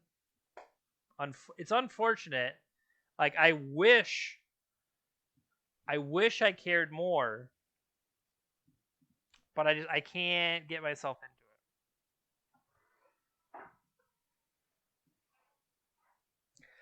World Gorger. I mean, that seems cool. I liked it. I like especially the Highlander aspect of it.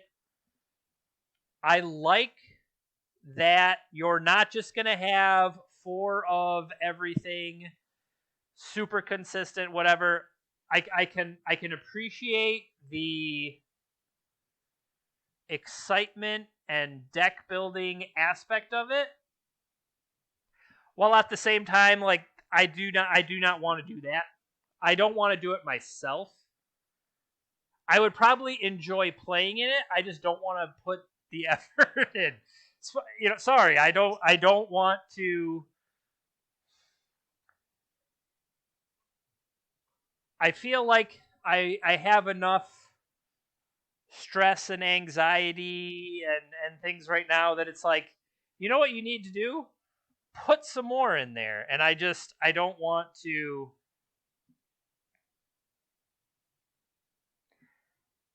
I don't want to put more on my. I'm once again trying to strategize. I'm trying to think ahead.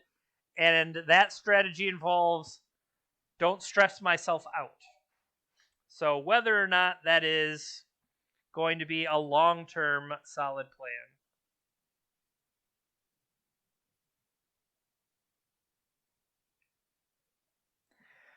All right, so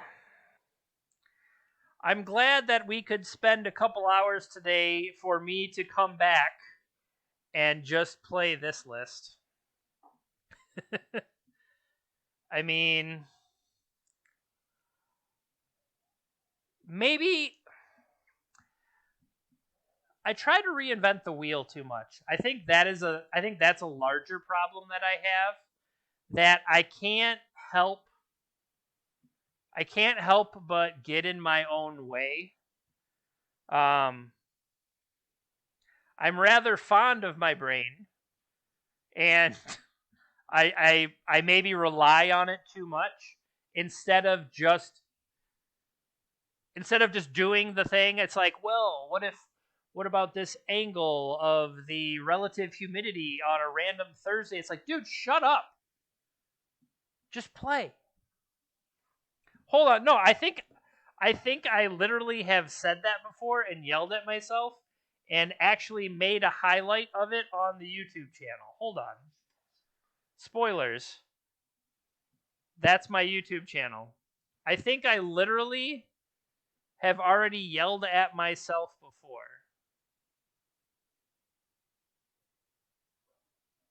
Here we go. Now, I understand. Maybe I don't understand the part of my mentality. Like, hooray, we're 5-0. Things are going our way today. I'm just looking at, hey, why did we lose this one game? We could have been 10-0. Why would you lose that one game? Those are the kinds of things that I focus on. That's a problem. That, oh man, could have had 10-0. Shut up. Just shut up. I mean, I give pretty good advice. Like, if I would just shut up, that would be the channel would be a lot more quiet. But I don't know, maybe that would be appreciated. Need a custom channel point soundbite. That's probably legit. I should probably snip that in some way so that it could just be like, Aaron redeems, shut up, like right in the middle of whatever. That'd be pretty good.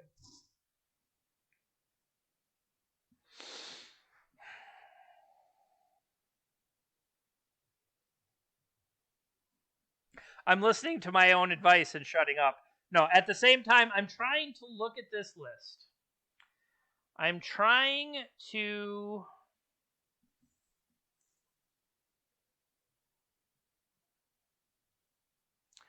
So I do want the acceleration from Noble Hierarch. I like the idea of Uro against some people, but not everybody.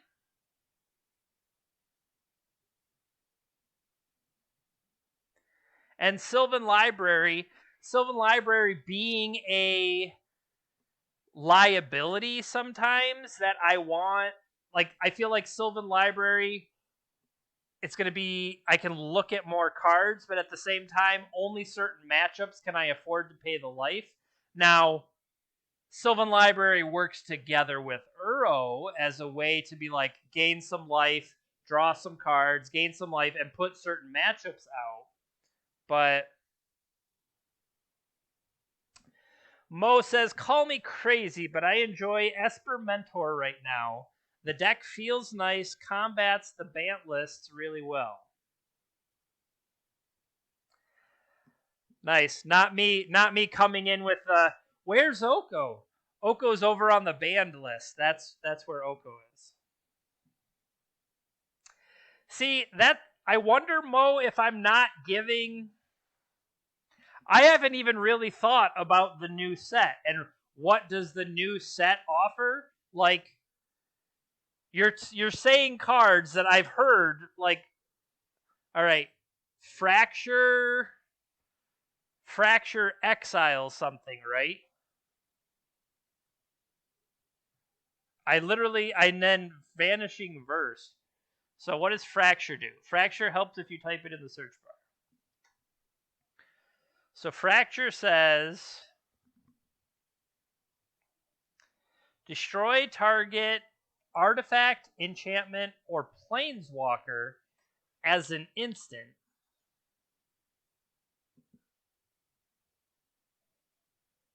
That's interesting. Is it? So if you're going to play Disenchant and you're in these colors, you might as well play Fracture. But how often does Planeswalker come up? It does sometimes, but is the having 2 mana specifically that hard?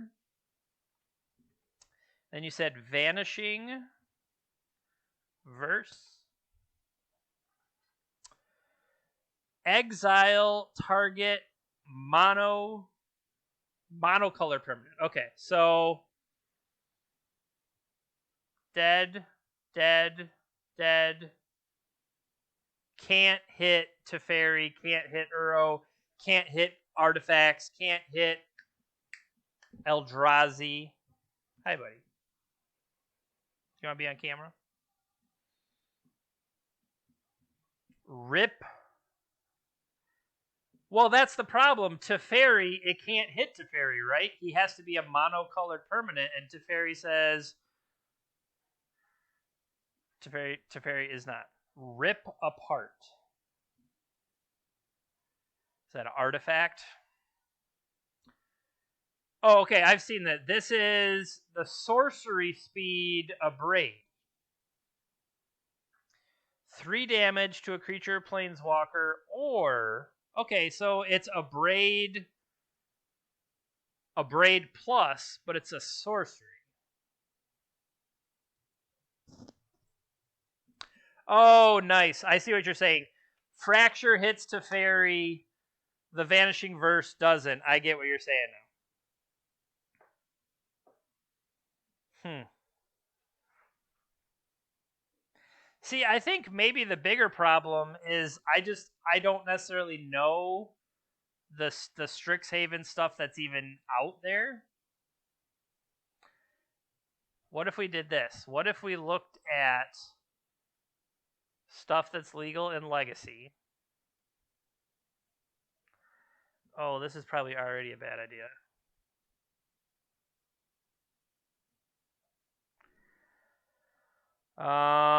Do not show me the version separately.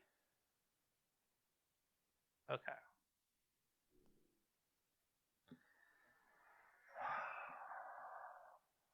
So let's look at some Strixhaven cards, and I guess I don't need to see what did I click? I clicked something. Mystical Archive. We can turn the Mystical Archives off. Okay. So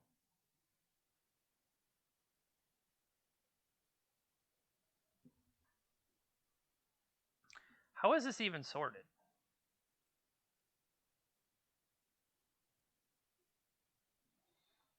All right, so this where we were talking about Magecraft before, right? Of how could we combine Magecraft with Flusterstorm and do some shenanigans? This is the one I was trying to think of, but I couldn't. That +2/+2, but it's not. It didn't last permanently. And actually, can we just do this? Can we type Magecraft? Okay. So I understand that Witherbloom is the combo card. We were talking about if we were the blue-white Delver, aggressive, whatever, and we were gonna play Flusterstorm anyway, could we, if you had like more, this is prowessy, I guess, but that's what I was saying is, if I'm fighting a Flusterstorm on their turn, giving the +2/+2 to my creature on my opponent's turn is not the same thing, or pumping the team, but that's where Witherbloom having that effect, that maybe the Witherbloom just sits in play, and you don't always have the Chain of Smog combo, but maybe you have a Thoughtseize here, you have a Brainstorm there, and each little one like chips away. And I don't know, maybe you attack for 2 a couple times, and then suddenly, you got 6, 8 damage on them.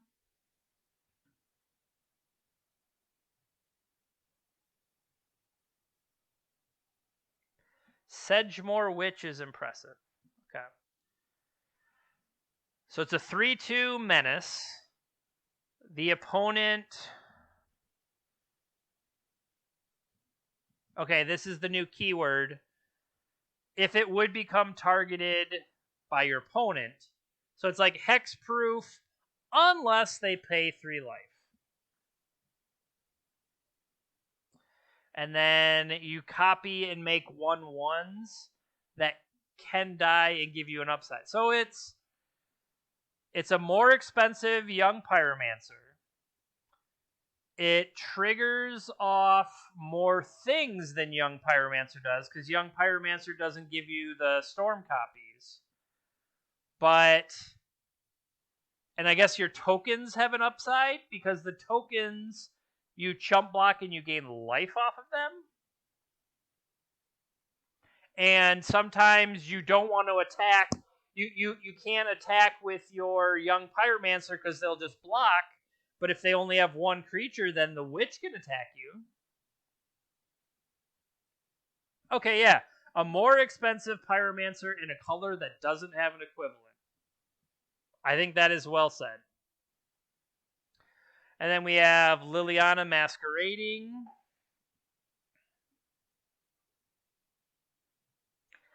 I believe I've seen Justin playing this in Vintage. Magecraft, make yourself a treasure. And then he has like 20 treasures in play. That might be chubby too. This one is going to at least get counters on it. This one, you're just going to pump temporarily, but at least getting the counters on this might make it worthwhile.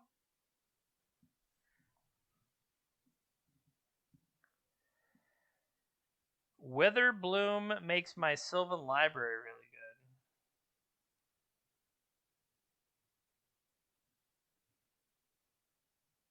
Why?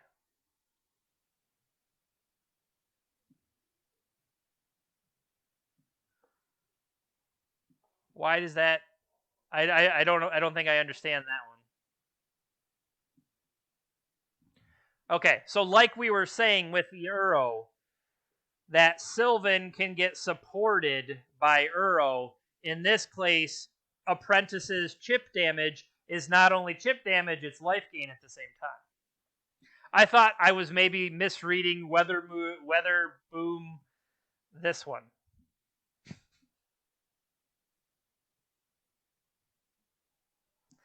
See, that's the thing, like, I know Sylvan Library is powerful. I know what it could do, but like as I was playing it, I kept cutting it to the point that like the different versions over time, I cut Sylvan Library and I kept increasing the Skyclave apparition. I don't know. It's just sorry, buddy.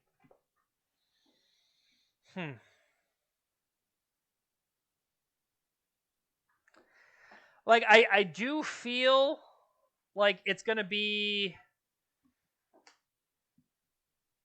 is the Mana Trader series going to be dominated by somebody that took advantage of a new card, and at the same time I look at some of these cards and I don't see how they're going to impact. You know what I mean? Like I don't want to say they suck, but it's hard for me to, in the filter of Legacy, how are they going to compare in Legacy versus what's already established? And I really am not seeing it. So I don't want. I mean, it's a lot different when you have Vintage maybe going to be able to capitalize on some of this stuff, but whew.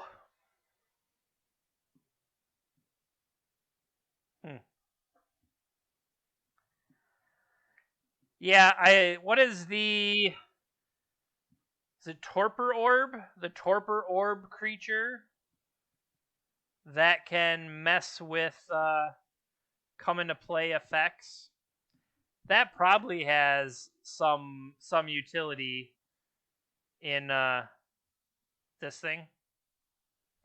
A permanent entering the battlefield causes a triggered ability. Okay, it's even more. It's not just creature, it's a permanent. Counter the spell unless its controller pays 2. So, okay, this strict Proctor can turn off my Stoneforge Mystic, but it also turns off the bad parts of Uro. So that's something to be mindful of.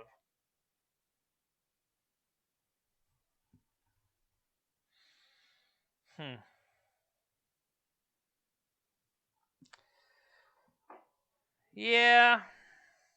Well, I'm glad you guys all came along for the ride today for me to effectively determine that I'm not going to really change anything. I mean, that's real exciting, huh?